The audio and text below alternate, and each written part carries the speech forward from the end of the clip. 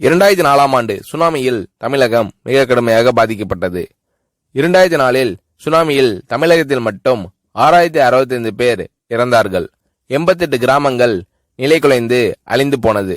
இந்த சூழ்நிலையில் அம்மா அவர்கள் எடுத்த நடவடிக்கையால் 10 கிராமங்களுக்கு ஒரு அமைச்சர், ஒரு IAS அதிகாரி, ஒரு PRO என்ற ஒரு குழுவை அமைத்து உலக வரலாற்றிலேயே இது போன்ற மீட்பு நடவடிக்கை இருந்திருக்காது என்ற அளவில் 3 நாளில் பாதிக்கப்பட்ட கிராமங்களுக்கு மின்சாரம் வழங்கப்பட்டது.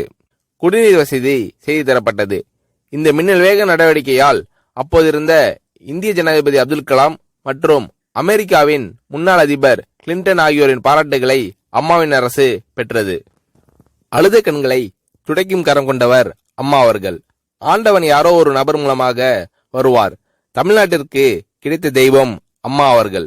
சுனாமியில் பாதிக்கப்பட்டவர்களில் 40 பேருக்கு 2 குழந்தைகளும் சுனாமியில் இறந்து விடுகிறது. அந்த 40 பேரும் ஏற்கனவே கருத்தடை ஆபரேஷன் செய்திருக்கிறார்கள். பெற்றோர்கள் மட்டும் உயிர் பிழைத்திருக்கிறார்கள். உயிர் பிழைத்தவர்களுக்கு இனி குழந்தை கிடையாது என்ற நிலையில் அவர்களுக்கு கருணைவு ஆபரேஷன் செய்து அவர்களில் பல பேருக்கு குழந்தை பிறந்து அந்த குழந்தைகள் இன்று பள்ளிக்கு சென்று கொண்டிருக்கிறார்கள். நாகப்பட்டினத்தில் அம்மா அவர்கள் மீனவர்களை சந்தித்த போது மீனவர்கள் கதறி அழுதார்கள். அவர்களிடம் அம்மா அவர்கள், நான் இருக்கிறேன், நீங்கள் கவலைப்படாதீர்கள், இழந்து போன உயிரை தவிர மீதி அனைத்தையும் நான் உங்களுக்கு தருவேன் என்று அவர்களுக்கு தேவையான அனைத்து உதவிகளையும் செய்து தந்தார் அம்மா அவர்கள்.